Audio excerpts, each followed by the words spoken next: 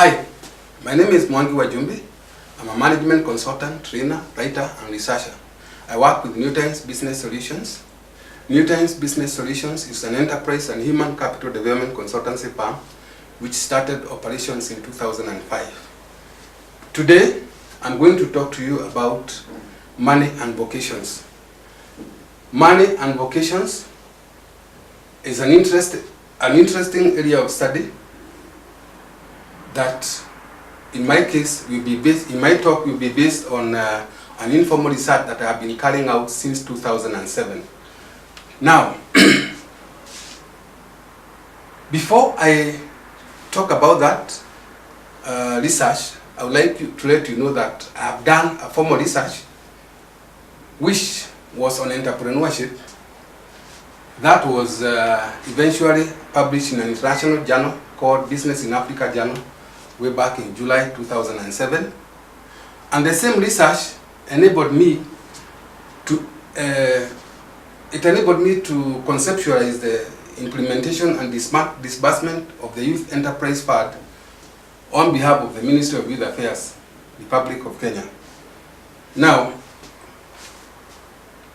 before I go into talking about focus on money and vocations, I would like to highlight some facts that may be interesting, which are affecting our nations, they are affecting our organizations, they are affecting us as individuals. And one of them is that poverty levels in our country are 40%. That is people who cannot make $1 a day, according to World Bank figures. 2, unemployment accounts for 42% in our nation. 3, our economic development levels or growth rate, economic growth rate is actually less than 5%. That is a bigger picture. The smaller picture is that 40% of employees, or 2 out of every 5 employees, are disengaged with their workplace. Yet they are still working there.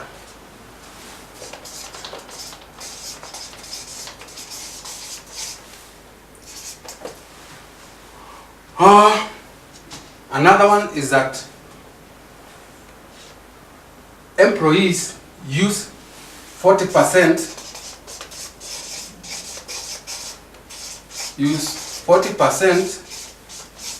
of working time on unproductive activities, especially guided by the social media.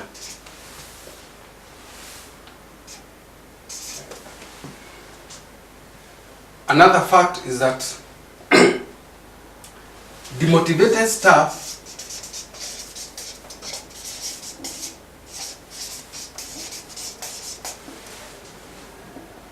exploit only 10 to 20% of their potential, their performance potential. What happens to the rest? Of course, it goes to waste and it can never be recovered. Organizations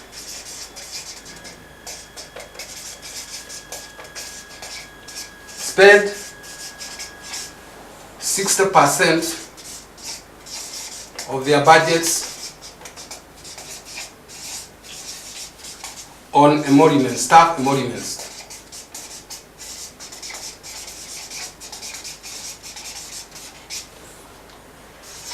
Lastly, 90% of the population anywhere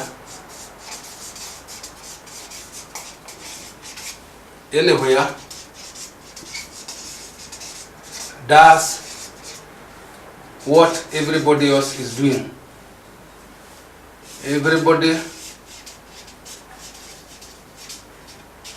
else is doing.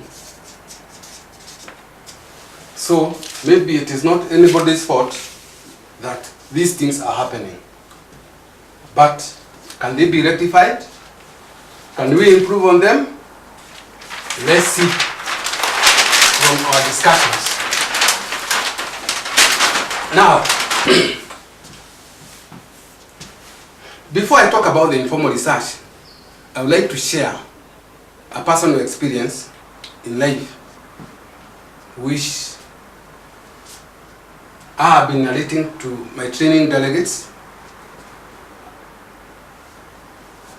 and it imparts some shade in some way, and it's about flying, my flying experience. Early in the new millennium, I used to be a frequent flyer. I used to fly to Dubai, UAE, then back to Nairobi. And I was doing this many times. But on one occasion, when airborne, in the corridors of the plane, I happened to have met the pilot, who actually was known to me. We used to meet in social circles. So he also recognized me, and we had some discussions, and eventually he invited me to the cockpit.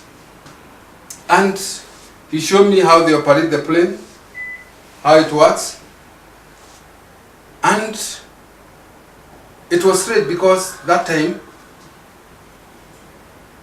it was easy to go to the cockpit. Today it's not.